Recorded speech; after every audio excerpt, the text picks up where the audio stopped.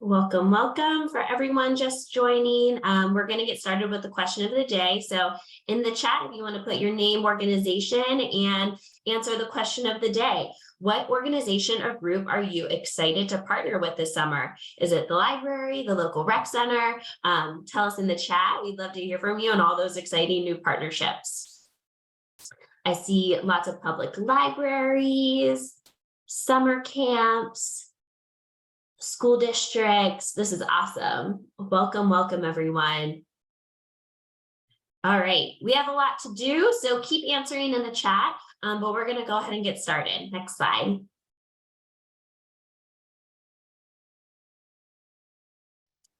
Welcome to Schools Out, Foods In, No Kid Hungry Summer Webinar Series. Today, we'll be talking all things planning for summer meals, strategies to plan smarter, not harder. We have enough on our plates this year. Next slide. So a few housekeeping notes. The webinar is being recorded and the slide deck will be shared to all attendees after the webinar's end via email. We'll also have time at the end of the presentation to hear from you. So please place all of your questions in the Q&A box. Any questions we don't get to, we'll follow up with after the webinar. We also have closed captioning available for this webinar. And if you have any technology or accessibility issues, please message Sarah Strength over chat, and my colleague Hannah can help troubleshoot. We encourage you to use the chat box throughout the session to engage with each other and the speakers. There's a variety of people on the call, a lot of cumulative experience, so let's use that experience. So if I were you, I'd look through and see all of these awesome partnerships that are happening, maybe get some ideas of your own. At the end of today's webinar, a brief survey will pop up in your browser window. And please, please, please take a moment to complete that survey. It should only take a minute or two. We review each and every response to improve our webinars. So definitely please take a moment to do that. Now for today's agenda. Next slide. After a little bit more from me about planning resources from No Kid Hungry, we're going to dive right into our speakers. So first we have Annette Dove, founder and director of TOPS, Cara Moore, director of child hunger programs at Lowcountry Food Bank, and Missy Poirier, director of nutrition services at Jurupa Unified School District. And as I mentioned, we'll do some Q&A at the end of the sessions. Next slide. So if you are new to summer meals, I wanted to let you know we have so many resources besides just the few I'm going to highlight today. That link will be live when we send out the webinar details. But if you go to bestpractices.nokidhungry.org, head to the program page to summer meals, you can find all of our awesome summer meals resources. Next slide.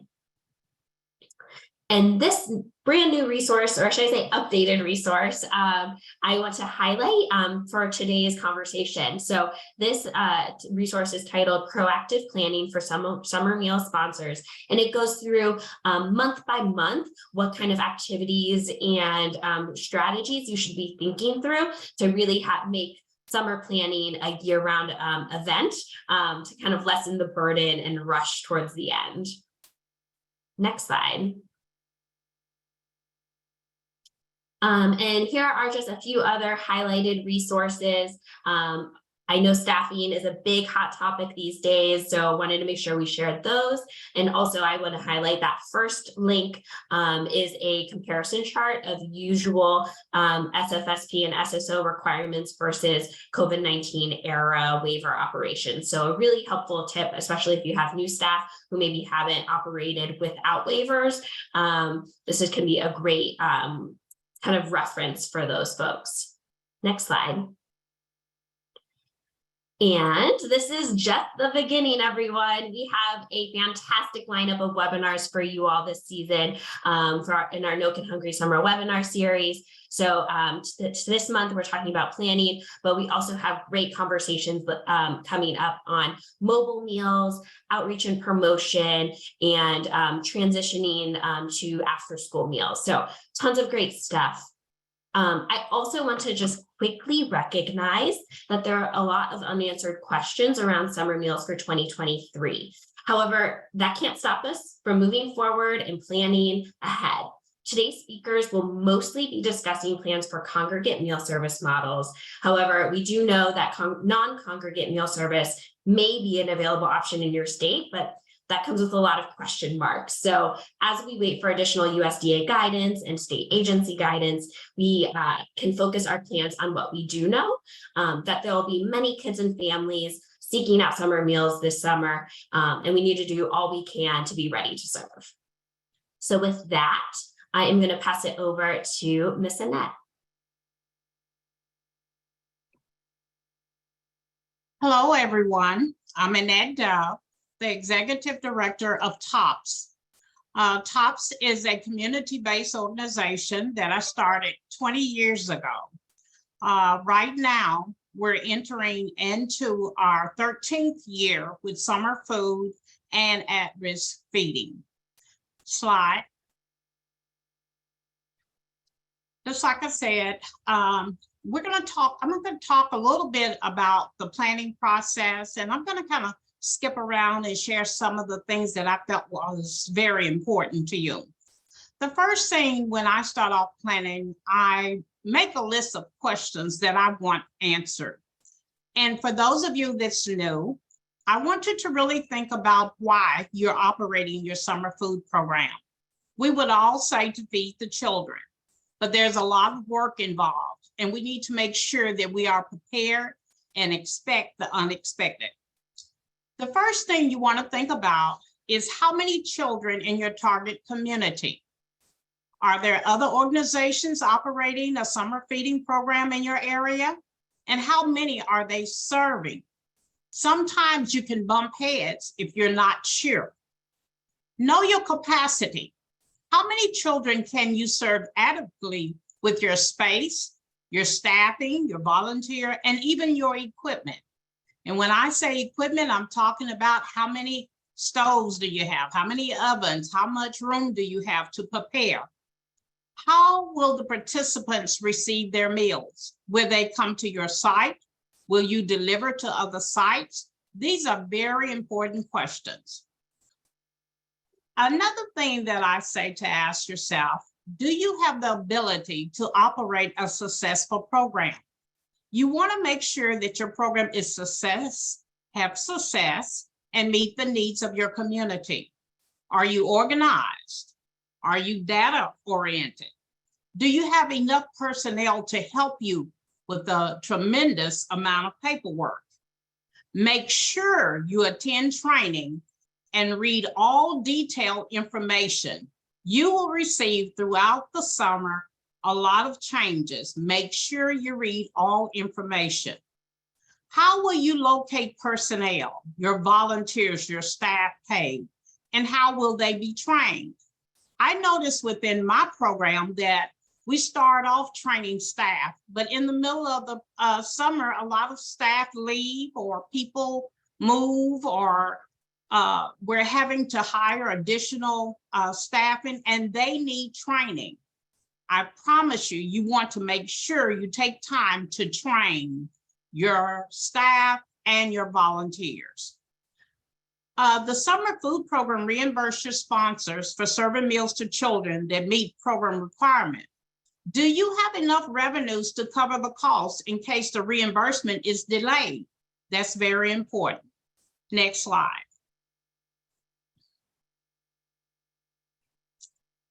The source of vendors. Well, you need to know who are your vendors. Do you need to have a procurement? Do you have a backup if the vendor is delayed? Do you have storage in place for food to be stored, and where is it located? Next slide. Things to consider in menu planning. Can your menu be reproduced or used in rotation? It is good if you can use your menu in rotation. That way, you already know what you're ordering, your inventory is going to be, you already know your cost factor, and then you need to kind of think about packaging. Are you packaging, or are you buying from a company that is packaging for you? Then you need to think about the temperature of your meals. Cold meals are a lot easier to handle than a hot meal. You got to remember that all things must be kept at a temperature regulation. There's a link there for USDA example of menu planning. And I also know that Paige gave us some other examples that we can get information. They are full of information that you can pull on for other resources. Next slide. You need to market your summer program.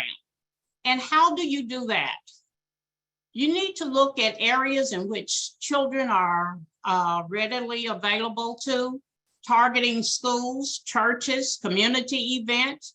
We use flyers, push cards, yard signs, door knockers. We talk to the school counselors to get our information out. We use social media. News outlet can give you a lot of free advertisement. Do a radio interview, talk about your programs and what you're trying to do and see who can help you. Plan a grand opening event. Target City League sports teams, medical clinics, housing authorities. These are just a few of places that you can market your summer program. Next slide. Things to consider when creating different activities: the length of service time, your staffing, and the age of your participants. All of these things are very important when you're planning activities for the summer. Example of activities: reading. We distribute a lot of reading books. We have outdoor games, physical fitness. We bring in partners like 4-H and the Nature Center, karate teachers, dance instructors. These are different activities that you can present to your children. Next slide. Most important when you're running a summer food program is staying in compliance and monitoring. Just like I said, training. Training of your staff is very important. Monitoring your sites, making sure their paperwork is correct. Your site agreements are in place. Daily paperwork and meal pickup sheets, count sheets, temperature logs, all of these things, and making sure signatures are on spot. Checking your numbers and your production records. These are things that are very important. Next slide, please. These are two forms that I will say that has helped me to keep on top of serving for 13 years. I do what I call a receipt form. I write down every receipt with the vendor, with the amount of purchase, and I log that receipt behind there. So when I'm monitored, when the inspectors come in, they don't have to look for anything. Everything is right there in place. Then I do a summer milk receipt. I do a milk receipt all year long with the vendor, the amount purchased, the amount used, and I use that on a daily basis to keep up with my milk count. Those two are very important. Next slide. Monitoring sites. I hire someone to monitor the sites because I am a sponsor. I have had up to 15 sites. So it's good that a monitor stays on top of the sites to monitor them more than what is required by the state. You can catch any problems up front if you have someone monitoring and reviewing and stopping any problems up front. Making sure our records are completed and submitted on time, very important. It's easily for sites to lose paperwork or not know where it is. So we stay on top of that when they come in daily. I'm very strict about paperwork because I know that this is how we continue to operate. Our filing system is in place that whenever we're monitored, unexpected or expected, that we don't have to run around and look for things. It's already in place. Always ask your state coordinator if you have questions. I email to have a paper trail. I always like to, if it's any changes, let the state office know immediately Then I keep a copy of it in my file, so I'm covered and there's not a problem.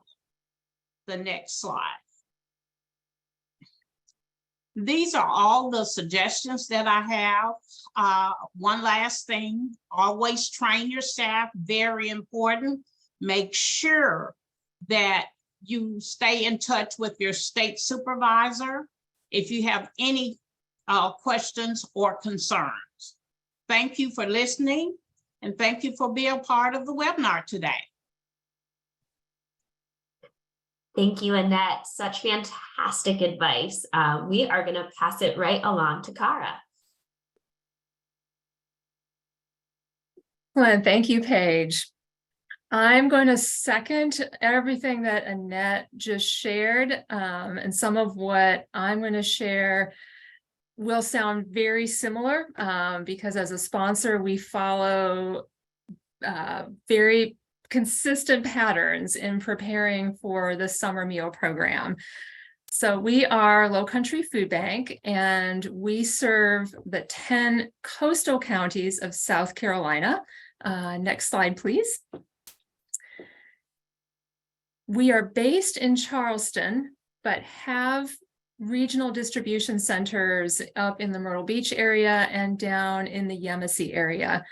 We've been a sponsor for the summer food service program since 2011.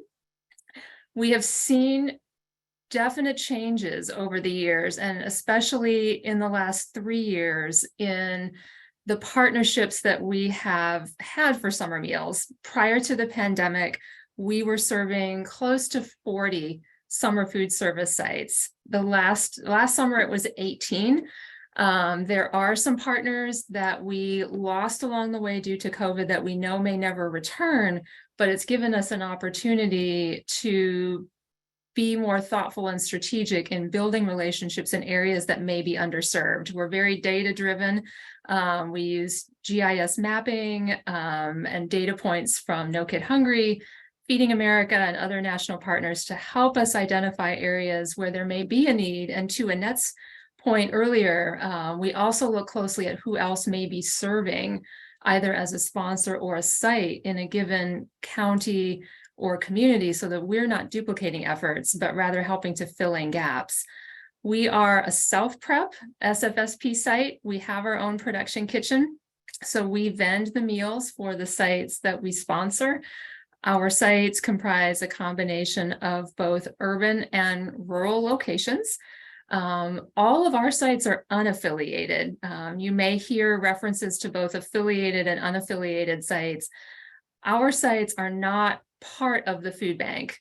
So we are sponsoring meals for independent organizations, including Parks and Rec organizations, faith-based, libraries, as was mentioned earlier, YMCAs, and other organizations who basically anybody who is running a summer camp or an academic enrichment program in the summer who is interested in sourcing meals but may not have the capacity to do that themselves can partner with us. And in addition to our traditional congregate summer food service program sites, we have had a program operating, this will be its 8th year now, in partnership with one of our rural communities where we do self-fund or grant fund a non-congregate meal program. We were really excited that predated COVID and has continued strong thanks to the leadership of a lot of very dedicated champions in that community. Next slide, please. So we use several tools to help us prepare for summer, and I wanted to share just a few of them. We are very fortunate. I'm part of an incredible team here at the food bank, and we are fortunate in having a full-time program compliance coordinator whose primary responsibility is ensuring that we are ticking all the boxes to remain a sponsor in good standing for both SFSP as well as CACFP, the after-school meal program. There is some overlap between those two. We do have partners that we serve both during the school year and in the summer months. What you see on the screen here is our action planning workbook. We do love a good Excel spreadsheet here at the food bank, and this is certainly no exception. We keep this updated almost year round, but we really start diving deep into it along about the beginning of January. That's when our summer planning starts in earnest. Although you will hear other sponsors say that it really is a year-round activity, from the moment that we serve our last meal in August and do a debrief on what worked well, what didn't, where there are opportunities for the future. We are already thinking ahead to the next summer. And this helps keep us on track. So there are 4 of us on this team, and summer is really an all hands on deck situation for us. Even though we have a compliance coordinator who is our lead for SFSP, we have many components to our summer programs, including produce distributions, pantry boxes, backpack buddies bags, and other special partnerships. So every member of our team has a role to play. And this workbook is something that we devised, actually borrowing from a toolkit that No Kid Hungry put together to help keep us on track and keep us organized so that everybody knows what their responsibilities are and what the timeline is for completing those responsibilities leading up to the successful launch of our summer program. Next slide, please. Annette referenced site monitoring earlier and how important that is. Because SFSP is a federal program, we do have to make sure we're dotting all our I's and crossing all our T's. And one of the requirements is that you do monitor your meal sites.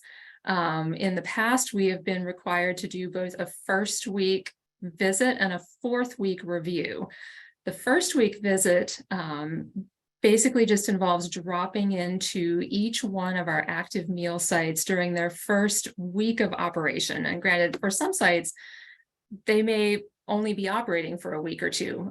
If it's at something like a vacation Bible school or a short-term academic program, that first week visit may also encompass a 4th week review if it's a short-term site.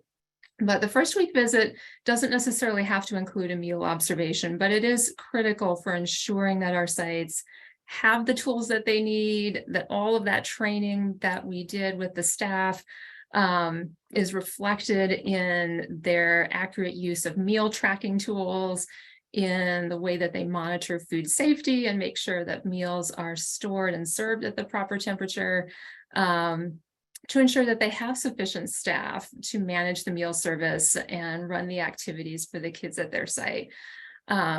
Because we have multiple sites, and because we are fortunate in having several members on our team, each one of us is usually assigned a set of sites that become our responsibility for monitoring.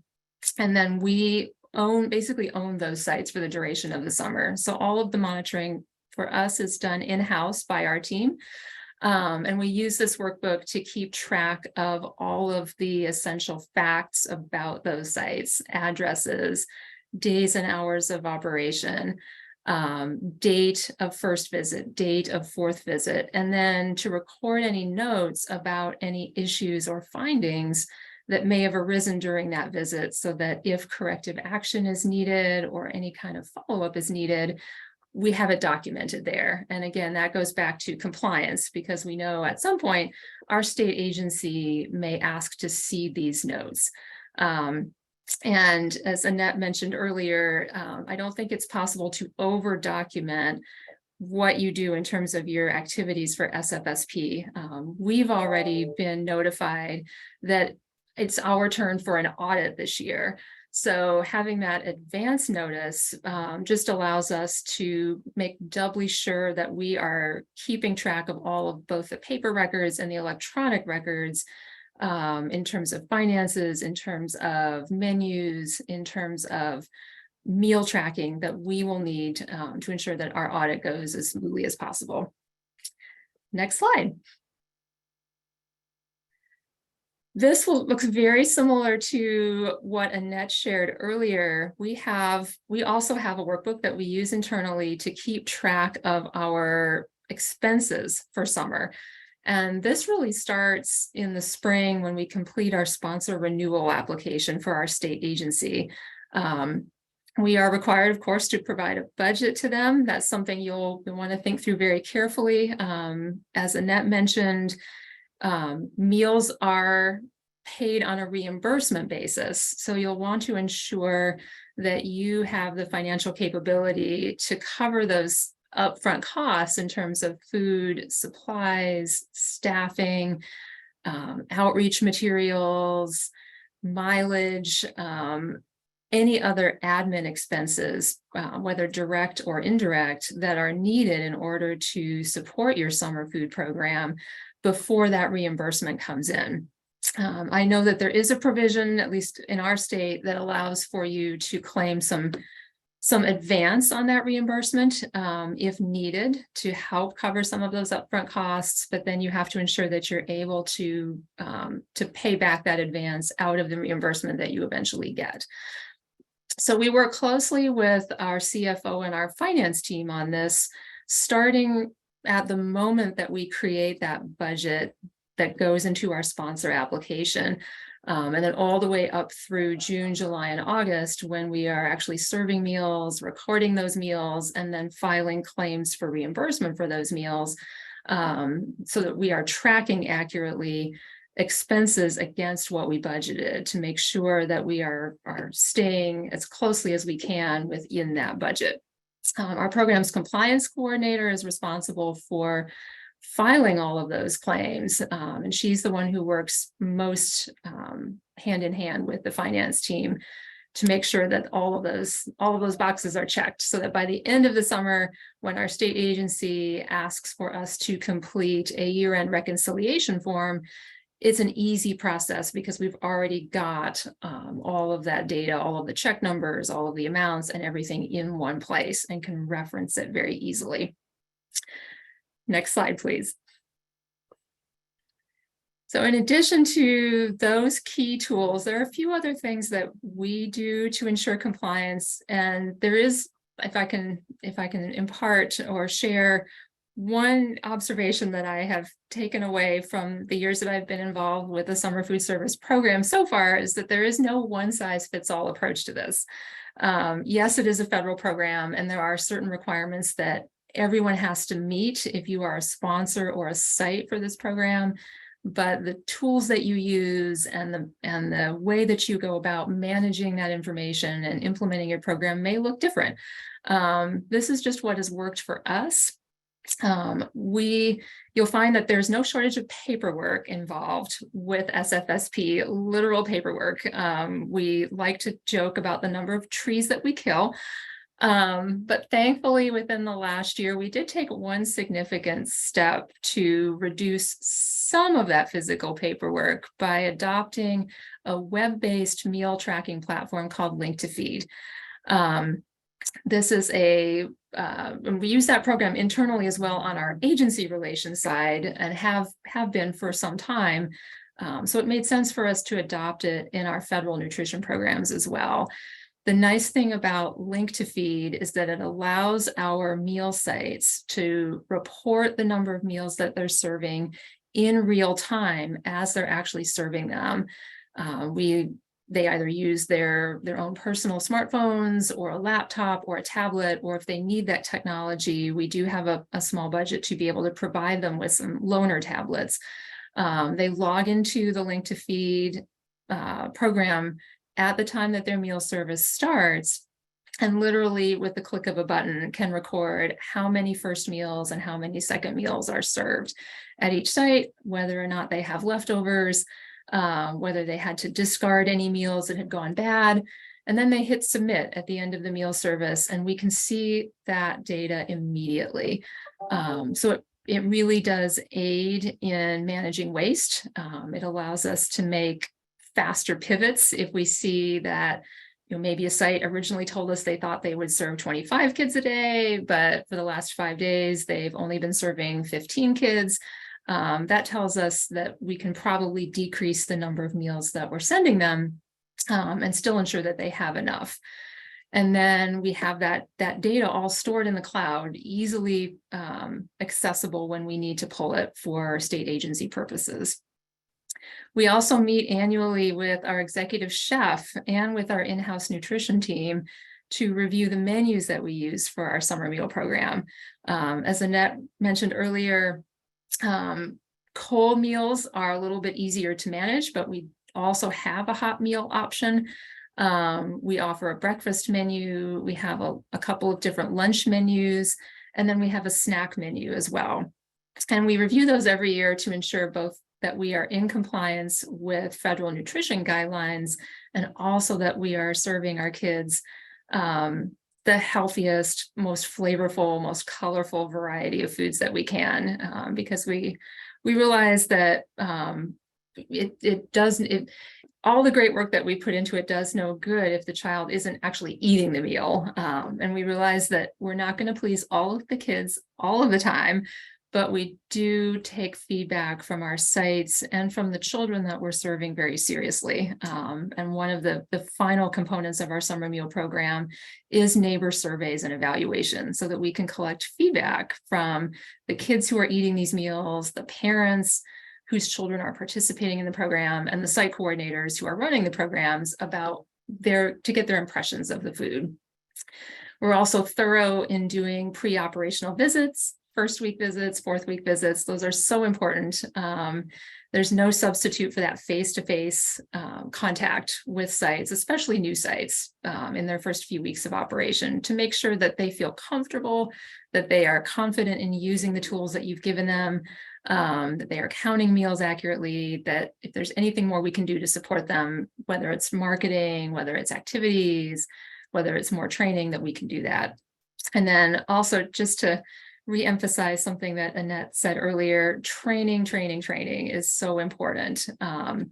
We have transitioned in the last couple of years as a result of the pandemic to virtual training. And we're actually sticking with that because it has proven to work just as effectively as our face-to-face training. And it's easier for our sites who may be further away from our central kitchen geographically.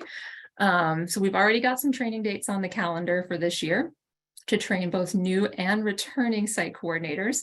And we also make sure that we attend and participate actively in any trainings that our state agency does, both annual sponsor trainings, procurement trainings, and anything else that they offer, so that we can make sure we're up to date on all of the rule changes and guidelines that impact us. So that is our program in a nutshell. And I thank you for your time, and I'm happy to answer any questions at the end. So thanks, Paige. Thanks, Cara. Fantastic. We have one more speaker, and then we'll get to Q&A. So don't forget to put those questions in the Q&A box. I have a couple already. So passing it over to Missy for the school perspective on summer meals planning. So Missy, take it away. Thank you. Excuse me, a little frog in my throat. Hi, my name is Missy Poirier. I'm Director of Nutrition Services at Jurupa Unified School District in Southern California. Next slide, please. Look at that. I tried to make a salad and I failed.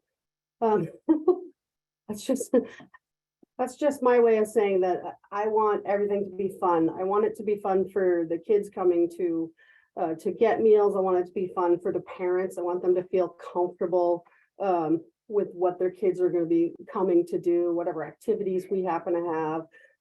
I am a particular fan of running barbecues. I think the kids really enjoy that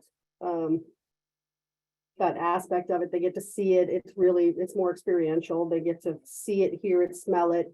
They feel the heat from the barbecue, and I think that gets kids excited to come to have their lunch. So, we want to feed as many kids as we can.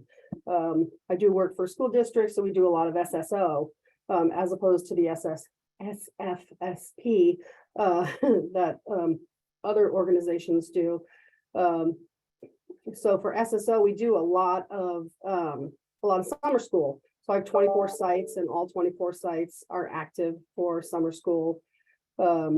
We also have at all of our elementary schools, we will have Think Together all summer long, well, most of the summer until the mid of July, running an evening program.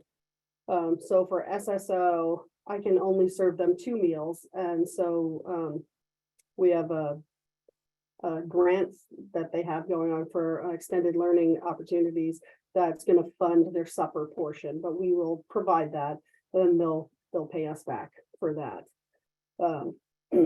So the biggest thing that, that I like to impart to everybody is in nutrition service, we work hard, but we do what we love. Because if you don't love what you do in this business, you're in the wrong business, because you have to be crazy to do what we do. And there's a little bit of crazy in me. I love what I do, and I've done it for my entire life, so I wouldn't do anything different. But that's one thing that I will tell people is if you don't love it, get out of it, because you need to love it, and the kids will know. If you don't love it, the kids will know you don't love it, and they won't love being there. So love it and love them, because that's what they're looking for. That's what they really need. You got to remember that we do serve students, we serve kids. So as Walt Disney says, the way to get started is to quit talking and just begin doing. So that's kind of my motto. Next slide, please. We do need to plan. So, and I like to partner. So yes, I do have 24 sites that have summer school and all kinds of other programming going on, but I also have my community that I think about, and how do I get into the community. We don't have a whole lot of other programs going on in this community from from food banks or whatnot to feed for summer feeding. So the libraries, the parks, Boys and Girls Clubs, churches, they look to the district to reach out and partner with them. So I've only been with this district for just under 2 years now. Last year, I really reached out to the libraries to get a program going, and I think we had really good success with the 2 libraries in town. And because of it, I reached out to Parks and Rec. So we have Jurupa Parks and Recs, who is excited to partner with us this year, because they sponsor summer camps. And so they've always had to try and get grants or donations to run their food program. And so they're pretty excited that they don't have to worry about it this year. The Macy's going to take care of it for them, so it's, you don't know what you don't know until you know it. So I didn't know that they needed help until I asked.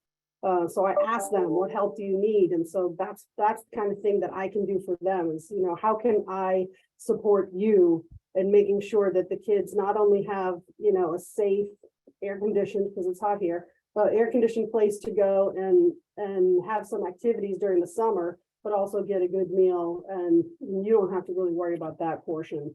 So we are working closely with Parks and Recs this year and helping to coordinate all the food programming for them for their summer camps. There is a local Boys and Girls Club and a YMCA in the area as well. And so we're already getting going with kind of planning how we're going to work with them and provide what they need. Last year I worked with 2 churches. This year I'm hoping to get the word out and get some more churches on board. And really that's word of mouth with the 2 churches that I worked with last year, trying to get them to help me find other churches. I don't live in this area. I live 73 miles away. So I don't necessarily know everything there is to know about this community. And I rely on all the people that are in this community and live in this community, work in this community, to give me the information that I need to help, because I'm here to help. That's really, I've talked to other districts. I am very close with a couple of districts around Redlands, Rialto, and we work together a lot. As school districts, we really consider ourselves just one big team, especially in Southern California. We just work together as one big team. And, if Rialto is doing something amazing, they're going to let us know in the area so that we all can be a part of it.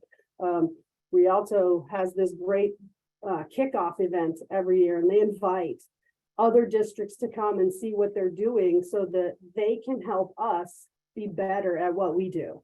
I really appreciate that partnership, because I got to go to their event. Their event last year just blew me away. I mean, they had the milk people with the cow.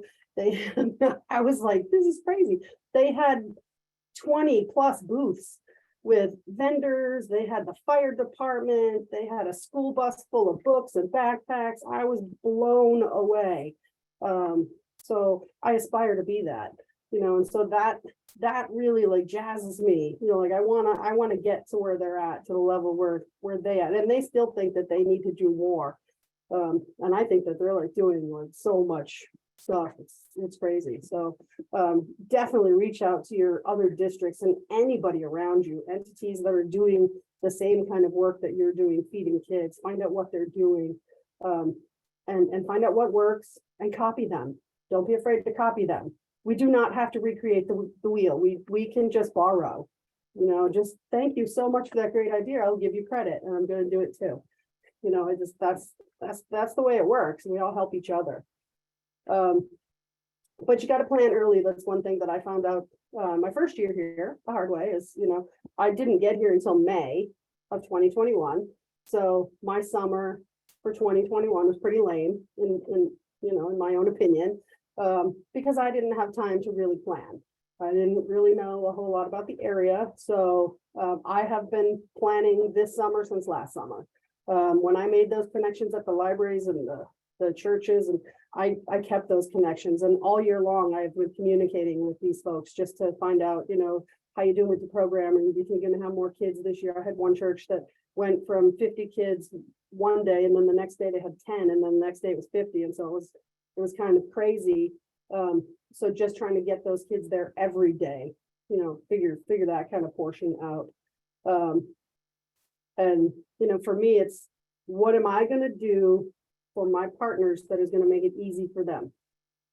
And then what am I going to do for the kids that's going to make it fun and fresh and just create this atmosphere that's going to make them want to come?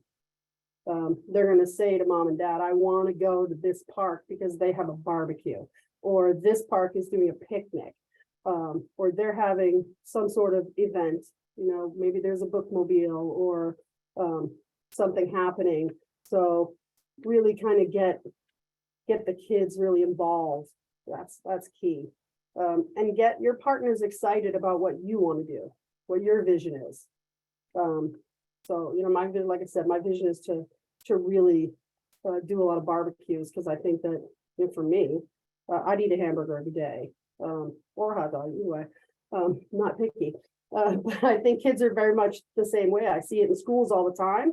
There are kids that eat a cheeseburger every single day for lunch. So let's give them what they're going to eat, because that's really the key. The key is to get them to eat, not to just put it out there and hope they eat.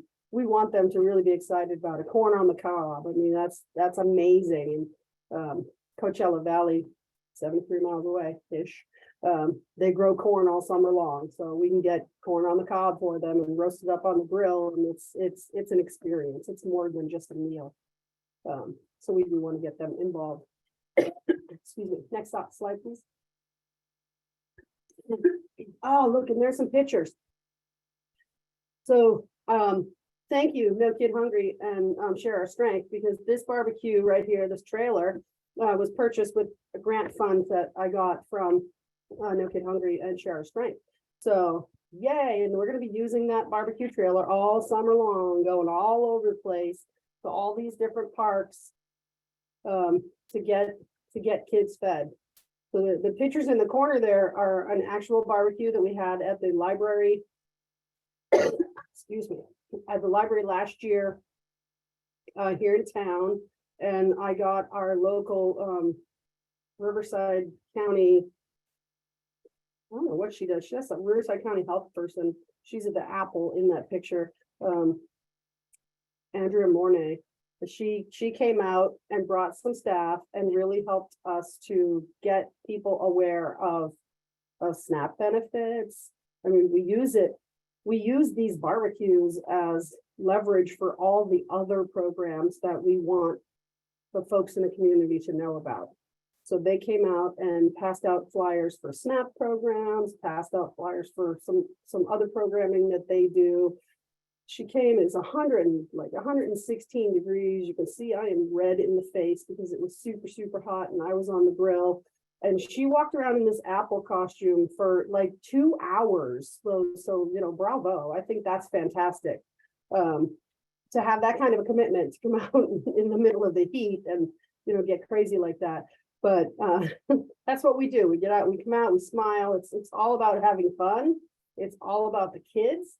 And it's about giving them really, really good food. So at the sites where we couldn't have a barbecue, because we only have a few barbecues that we can move around to different sites, we made barbecue. And so we would, in the corner here, you'll see, barbecue chicken with green beans and a roll.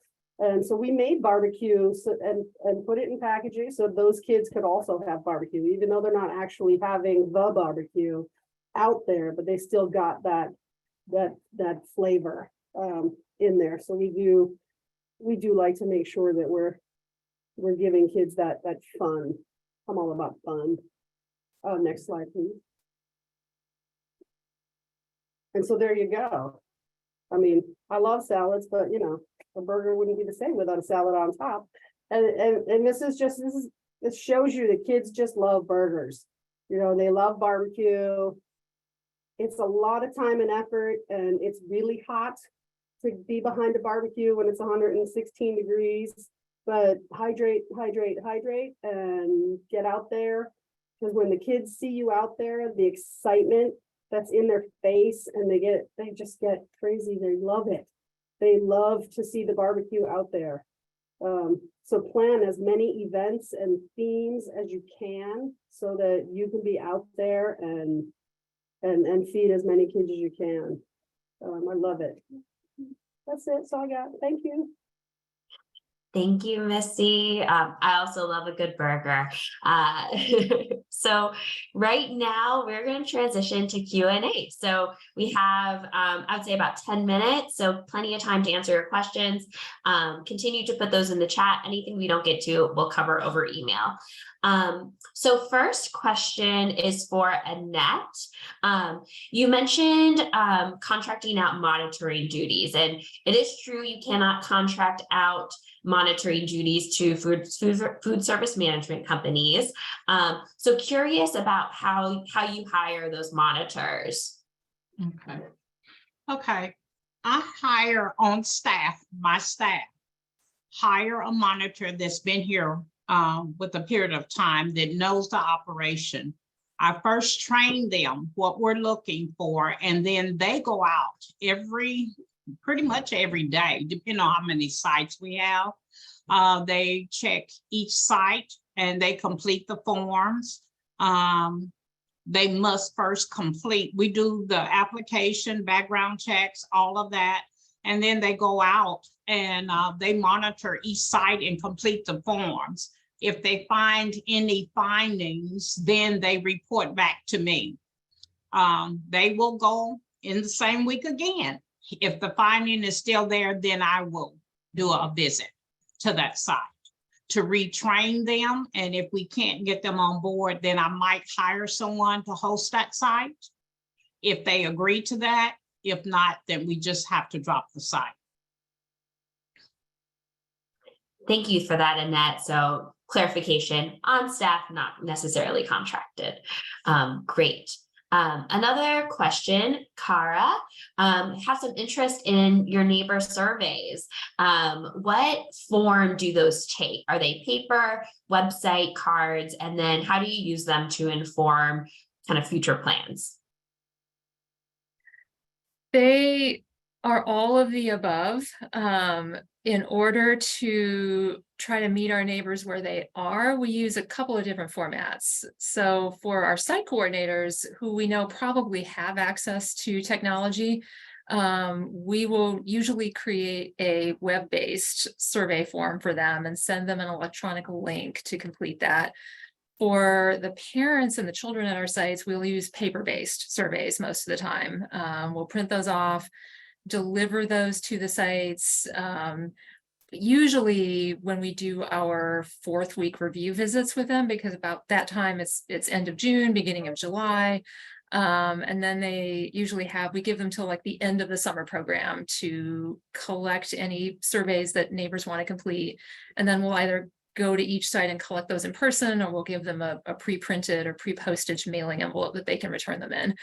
And we use those. We actually have a person on our staff who specializes in data and strategic planning, and those all go to her first, and she will draw the data out of them, put from the paper surveys, manually enter all of that into a web-based platform so that we can then sort and parse that data in a lot of different ways, and then generate some summaries that we can use during our debrief conversations at the end of the summer to try to draw out key findings, like which menus were most popular, what foods are the kids really not liking, was there any particular feedback from site coordinators about the training that was provided? Are there other resources that site coordinators feel like families could use that we could help with? So we read and utilize every one of those in some capacity. Awesome. Thank you so much. A question for Missy. When you're reaching out to programs, you mentioned libraries, rec centers, are you supplying full meals, or are you vending those meals to those programs? Can you just describe that relationship a little bit? Are they your site, or are they a sponsor? You're just vending, navigating that? No, I do my best to make them sites. I try not to vend, actually. I want to be, I'm kind of a control freak, so I kind of want to be in control of the food. I want to make sure that time and temperature is with, is upheld, and the proper rotation is happening. So I have staff. Like I said, I have 24 schools. I have 139 employees, and most of them are 10-month, but a lot of them want to work during the summer. So it gives me the opportunity to provide them with some summer work, and they're all too happy to take it. So I have staff that goes to each site that we partner with. So at the libraries last year, it was actually the picture there. I was cooking, and that was actually 2 of my supervisors. We were a little short-staffed last year because of COVID, so we did it. I will go out to a site personally. I actually had a barbecue today at a site at one of my schools that I couldn't go to because of this webinar. So they just told me they brought me back a hot dog. I'm super excited. But yeah, we do everything for them so that they really don't have to worry about it. What they do for me is they provide activities. They provide, the place the kids are going to eat. So the air conditioned room and the tables and all of that kind of stuff. They provide the marketing. The libraries are fantastic. So they're great on social media. So they put it out there and they market it for me so that I really don't have to. But I do have a great communications department who markets all that stuff for me as well. So they do a lot of that kind of stuff so that I can focus on the food. And that's really how I prefer it. I prefer to focus on the food. Thank you for that. So I got 2 questions. I'm going to combine them about partnerships, and this can go to all of you, any of you. I would actually love your perspective. I think you all could have something really important to add. So all kind of on the same thread of partnerships. Do they help you get the word out about summer food programs, and do they help with activities, or you described that a little bit, Missy, already, but I also want to ask about some of those unaffiliated sites. So like Kara, if you can share a little bit about that. And then 3-part question. Sorry, guys. The last piece is, how do you get these partners on board and become champions for the program? Because some questions were some folks on the call are struggling with that, try to get them really on your side to help run this program. So opening that up, feel free to unmute yourself. Would love to hear from any and all of you. Okay, Paige, this is Annette. I'll start off with question 1, and I might get them all 3 mixed up. We're located in a college town. And one thing that we need a lot of volunteers. So a lot of times we have sororities and fraternities that's looking for volunteer hours. That always helps. We're also partnering with AARP. Before we had AmeriCorps, and they provided volunteers for us. The police department helps us by picking up we're about 47 miles from Little Rock, where we get a lot of our product.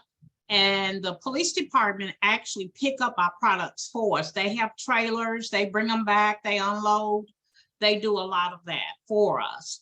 During the summer, the city hires high school students and they're placed at the different sites. So we have some high school students that help us with a lot of the activities. They might count the meals, so we use them in that form.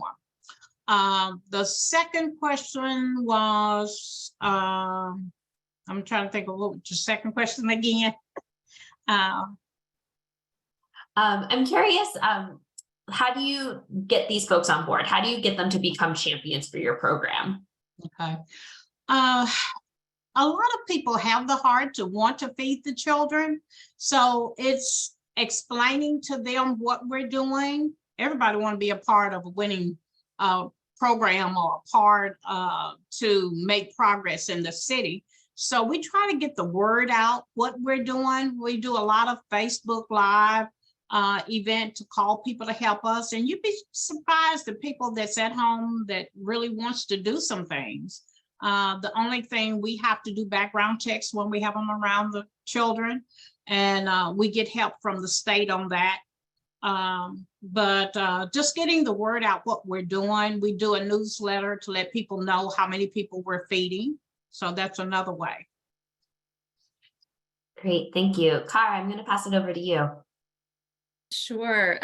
Annette mentioned AmeriCorps as a great resource. I know that we've tapped into AmeriCorps students in the past. I also will put a plug in here for No Kid Hungry Summer Youth Ambassador Program. I know it's too late to apply for this year, but when that comes around again, if it comes around again next year, we've been really lucky to host some amazing youth ambassadors over the summer. It's great because they receive a stipend for their work, and we get to engage them in a very hands-on way in supporting the work of our kitchen, our nutrition outreach, our summer meal sites. They get to participate in a lot of different aspects of the summer meals program. You mentioned unaffiliated sites. Real quick, we work really closely with all of our partners, whether they're libraries, churches, parks and rec facilities, to provide marketing materials if they need it to help promote their programs. Many of them have been doing this for years, so we're really lucky in that they get it, and they do a lot of promotion on their own to get kids and families in the door. But we are always looking for creative new ways to increase participation in these sites and to make them fun for kids, especially now that we know that non-congregate meal options will be more limited. We want to get something that really draws kids into those sites, like the barbecues and fun activities that will keep them there and keep them eating those meals. Awesome. Real quick, Missy, do you have anything else to add? Making partners your champions? Yeah, I think we all have kind of the same vision. And it's just, the more you get them excited about what you do, the more excited they'll be for you to do it for them, really. And it takes a load off them. I mean, I know librarians they have so much to do and so much going on. And I know that the libraries that I worked with last year were so short-staffed that they were like praising me. Thank you so much for coming and helping us. And like I said, it gives my staff the opportunity to get more hours and more money in their pockets. So my staff really loves that I do more because it gives them the chance to do more. So it's really all in how you put it together, how you really talk to your partners and engage them, just in getting on board with your vision. And you have to be the one who who really shows them and makes it known what your vision is. You know, so if you can get them to really see your vision, it becomes their vision too, you know, but you have to really be the champion first, you know, and really put it out there for them to be like, this is great, we're going to do this. And so then they really want to partner with you more and more, you know, so it just is be as passionate as you can be. That's what I say all the time, you know, it's all about the passion. I love that. Thank you so much. Well, we are a little over time, so I am going to conclude this today's webinar. I just want to first off thank you all so much, and I do want to shout out that Missy, Cara, and Annette are all out of school time meals champions this year. So big round of applause for them. It is a program from No Kid Hungry that highlights exceptional summer and after school meal sponsors. So huge shout out to the three of those on the call. If you'd like to stay in touch, we'd love for you to sign up for our newsletter. There's that link there, and it will be live in the webinar recording and slides to send out after. And definitely check out our website. There's so many great resources, not just on summer, but breakfast, after school, CEP, and that's bestpractices.nokidhungry.org. And as I mentioned at the start, we want your feedback. We want to make sure that these webinars are helpful and useful to you. So take a short moment to complete that survey. That'll pop up in your browser when we exit. And with that, I believe this is my contact information. You can always reach out to me if you have any questions or want to get connected directly with any of these speakers. And I hope you all have such a fantastic day. We'll see you next month for our webinar all about mobile meals. Yes, mobile meals. I had to double check myself. Have a great day. Thank you, speakers. You are also fantastic. I appreciate you. And we'll see you next time.